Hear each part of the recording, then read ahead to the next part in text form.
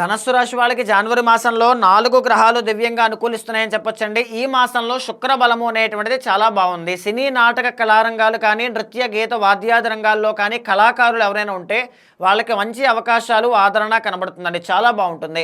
Marital లైఫ్లో మనస్పర్ధలు ఎవరైనా ఉంటే, మనస్పర్ధలు వస్తూ ఉంటే వాళ్ళకి కూడా చాలా బాగుంటుంది. లవ్ ప్రాబ్లం కూడా సార్ట్ అవుట్ అయ్యే అవకాశాలు ఎక్కువగా ఉంటాయి. ఈ మాసంలో మీకు రవి కుజులు ఇద్దరు కూడా జన్మము అండ్ ద్వితీయ స్థానంలో ఉంటారండి. దీనివల్ల కోపంలో కానీ, తొందరపాటు నిర్ణయాలు తీసుకోవడం కానీ, ఆవేశంలో నిర్ణయాలు తీసుకోవడం కానీ అస్సలు చేయొద్దు.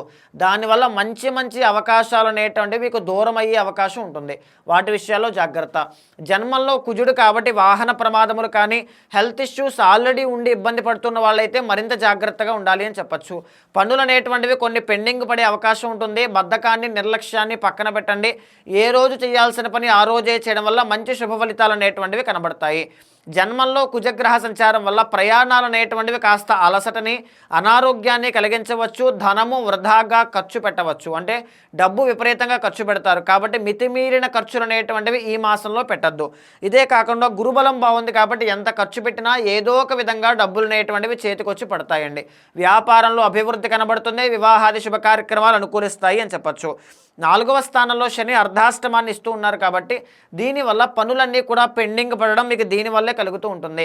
ఫ్యామిలీ రీత్యా వచ్చే చిన్న చిన్న ప్రాబ్లమ్స్ అనేటువంటివి మానసిక అశాంతికి గురి చేస్తాయి. కాబట్టి శని దోషం పోవడానికి శనికి సంబంధించిన రెమెడీస్ అనేటువంటివి ఆచరించండి. భాగ్యంలో కేతుగ్రహ సంచారం కనబడుతోంది. ఆర్థికంగా మరింత వృద్ధి కలగాలి అనుకుంటే గణపతి యొక్క సాధన కానీ, గణపతికి అభిషేకం చేయడం వల్ల కానీ ధనస్సు రాశి వాళ్ళకి జనవరి మాసంలో చాలా బాగుంటుందండి.